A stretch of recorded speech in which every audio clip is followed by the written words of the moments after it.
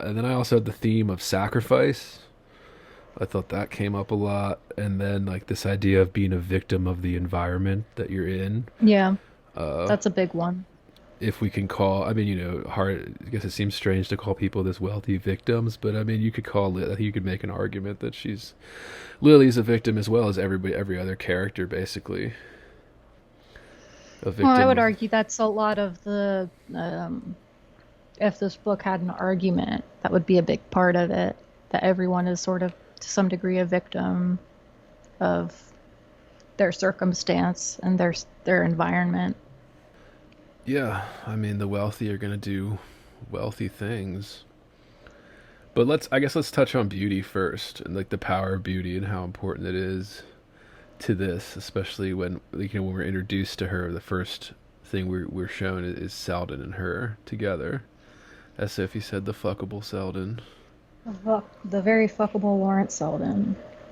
Well, He's he does there. seem pretty fuckable, like for most of the book, Yeah, and he doesn't appear that much in it. he doesn't really, and his perspective, and I guess we're basically getting a third person omniscient, although not quite. I guess it varies, but we mostly get Lily's perspective. But when we do get other characters, it's usually through like I almost had to stop myself of thinking that Lily Bart was the narrator because she's not. Although we are inside her head quite often, but she's not. Yeah, no. I guess there is a separate narrator, kind of a third person that just omniscient, basic stuff. But yeah, I mean the idea of beauty, like the first thing we notice when we first meet her, I mean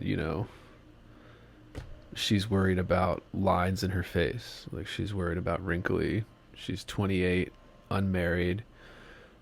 I know that's almost like a cliche now, right? Like the sexist cliche of being like, "Oh, you're 28 and unmarried. You'll be an old maid." But I guess in 1905, I mean, in the top 1%, I mean that was fucking serious. That was a big deal. Well, I guess she isn't technically even like top 1% really. Like she's kind of poor. Well, she herself is, but like I just mean like in terms of the world we're But looking yeah. at, it's just the people trying to cement themselves into like you think about all the characters. It's all about the wealth and then like everything that brings, so the security, uh, the fine garments, etc., etc. The superiority, which I think is not talked about very honestly. Um, how we associate wealth with superiority. Uh, Yeah, that's a big theme. I think that's another one of those things that leads people to call this a black comedy is this idea that these uber wealthy people um, gain a sense of superiority from us peasants essentially because their vast wealth. I mean, however you want to think about it, whatever type of value judgment you want to place on it, they do view them like there is like a level of like, well, I can do this and you can't. I mean, Yeah, well, I mean, the first thing that we come up on is like Lawrence Selden is surprised to see her desultory air perplexes him. She always has this air of like not being bothered or not caring or just things are happening to her. right, carelessness. Um, I don't want to say Kardashian, but I'm gonna say Kardashian. I mean, She's a little Kardashian, dude. yeah. Well, Uh, yeah, all of the things that she has to do are sort of things of that she would sort of define as of the feminine art. the feminine art. So There's it's always about how slenderly she can hold her body, you know, or which way the curves of her body, align to her background. Yeah, that's a good point because there is a lot of talk through the narration at least, and what Lily thinks about too through the gender or like the sex rather of like she's like there's a lot of reference to like what does Wharton say like which is like the natural state of her sex or something like Yeah.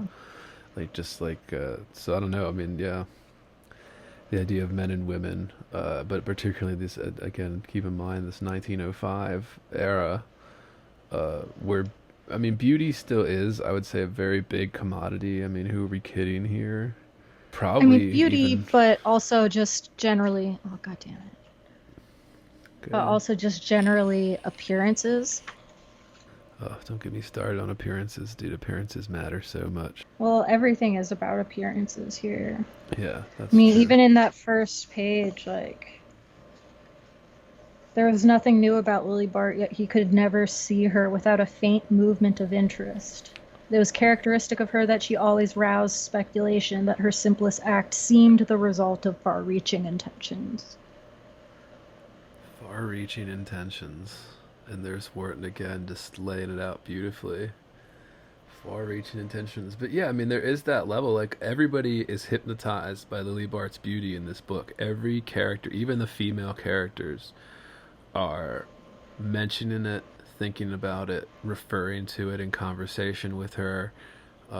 It's it. This woman has been told. I mean, obviously, we're meant to think as readers, she's more beautiful than everybody else in the room, no matter what room she goes into, and everybody knows it. And it's just kind of like, I mean, dealing with that fact. So this person is been told how much prettier she is, i.e., how much better she is than like everybody else. If we're going to equate beauty with some type of commodity, which it is. I mean, would it that would be an interesting thing too, like the privilege of beauty. Well, it is. That's so when she is being sort of courted by Rosedale. I mean, he makes it sort of a frank business arrangement. You're the most beautiful woman. I mean, to have you. And there's like no real love proposition. It's like a collector, and he's collecting. Yeah, And this is sort of the trend of her whole story, is that she has endless opportunities for a marriage, but um, they are absent of love, God. Oh, and which she doesn't define it as through most of the novel. So, like, we come to learn that through her relationship with Selden. Um, God, right, there's yeah. that moment when they're at Bellamont, and she is sort of pursuing the very unfuckable Percy Grice. Yeah, that's. I remember texting you reading that scene about like when she gets on the train and sees him and she has to not smoke because he doesn't like smoking. So like, and then the friend comes up. She's like, "Oh, do you have a cigarette on you?" And she's like, "I don't Yeah, smoke." But it's petty dumb shit like that. yeah, But